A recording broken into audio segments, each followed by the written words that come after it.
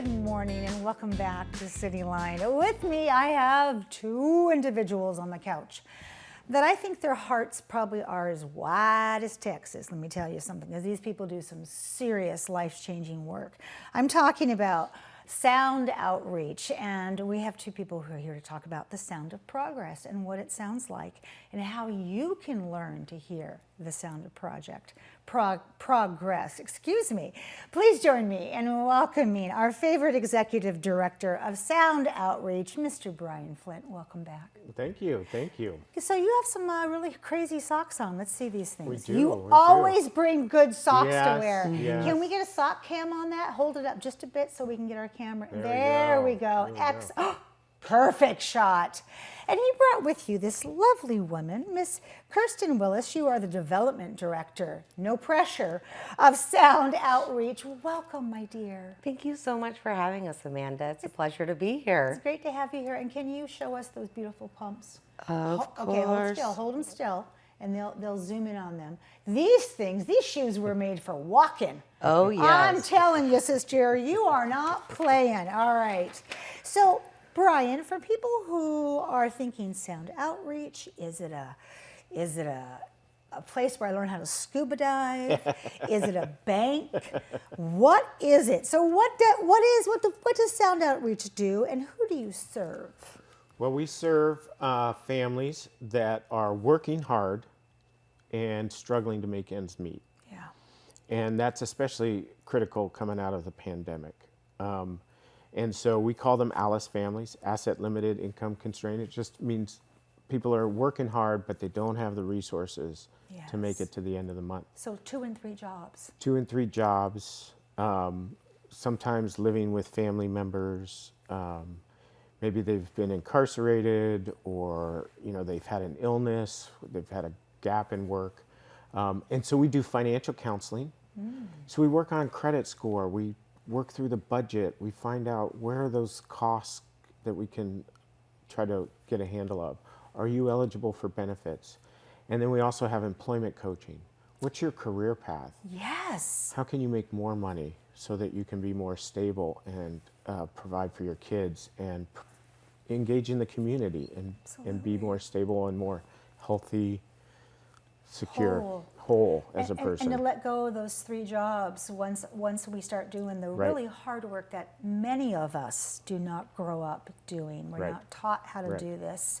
And then we learn it hook and by crook once we make a mistake. Yes. So I love that you teach financial legacy. That's what I call it. These people are gonna make it happen.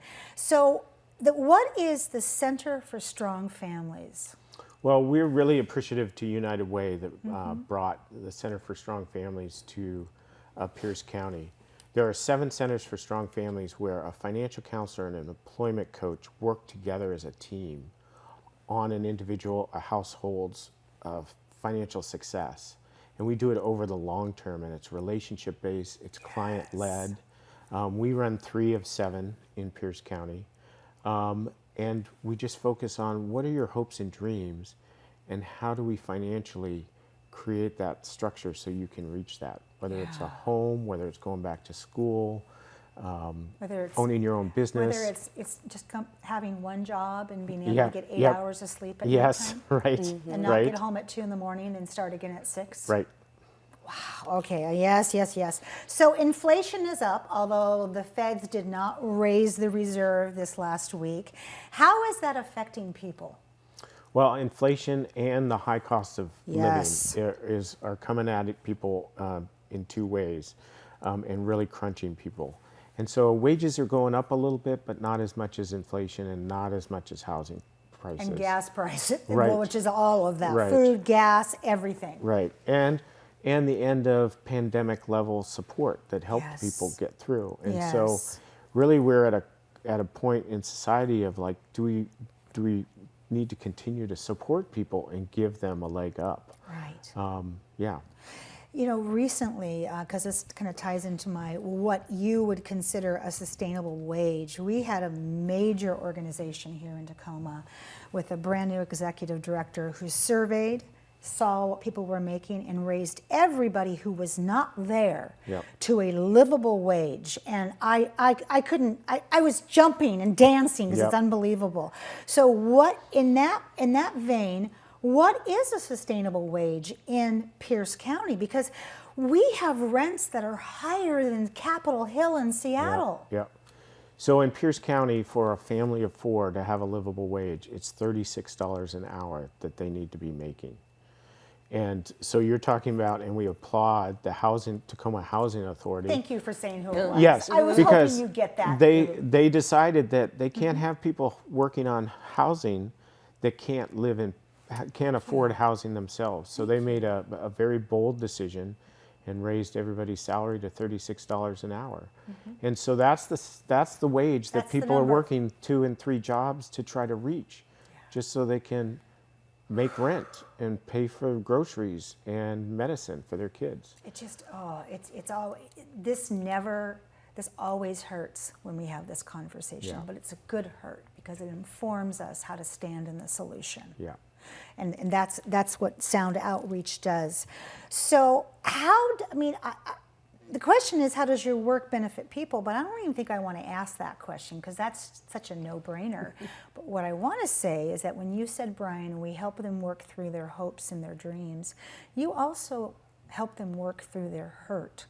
Nobody comes to a situation where they haven't known how to put their best self forward financially without tears. Am I right? Well, in my experience, folks who are suffering with low income are often financially very savvy, but they come from a place of trauma. Yes. And a lot of times it's racially based trauma, You bet it is. sexually based, discrimination. And so a lot of our conversation, money is an emotional topic. And so we have to build trust so that they can trust us, like a counselor, to work through those issues. And our coaches need to be trained in trauma-informed care, so that we can work through those issues with them and find out what are their true hopes and dreams, and what's holding them back, and how do we get the system to work for them instead of against them. You dig deep. You dig Yes, deep we at do. Sound Outreach. Kirsten, how can people learn more about and support Sound Outreach?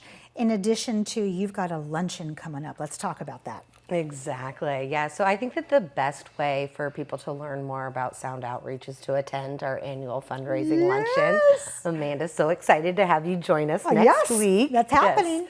So we will be at the Hotel Murano on Thursday, September 28th. And we are hoping to get 200 to 250 people there to come out and celebrate, learn more about Sound Outreach and how their investment can help support our clients. So when people think about going to a luncheon, sometimes I myself am guilty of this. I'll use me as an example. I'm too busy. I don't have time. But this is something that everybody benefits from. If you don't know about this, you should know about it. And if you're someone who needs your services, you should definitely know about it. So what can people look forward to hearing at that luncheon that will get them to buy that ticket? Are there tickets still available? There are tickets still available. Because this thing sells out Yeah. every year. And it's the best because it's a free event, so you don't even have to buy a ticket. Nice. Yeah, you can just register to attend.